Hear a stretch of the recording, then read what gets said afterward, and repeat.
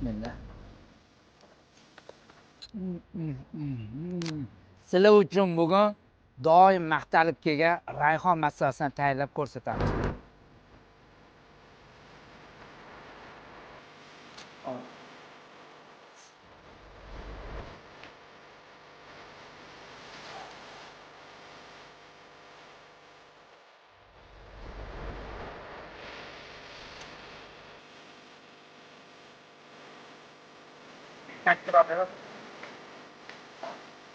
Hop, masalani birinchi letasini sog'olib, yog'ini chiqarib qovurib oldi, chiroyli qilib. Keyin lahmini solamiz.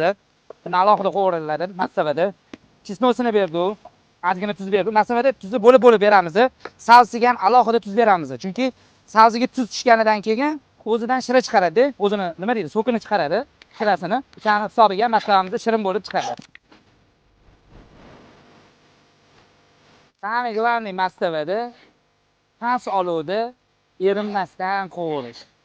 Ko'ryapsizlar qancha vaqt ketdi bu masalani tayyorlashimizga.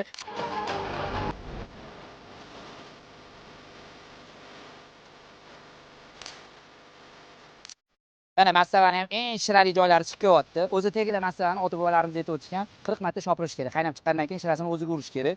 Hop, 40 marta shopirdik. Endi qiladigan ishimiz bu kichkinagina sirimiz. Mana shu narsani sekin solamiz. Ozgina kashnich, ozgina zira, lavr barglarini berib qaynatib qo'yamiz bu yog'iga.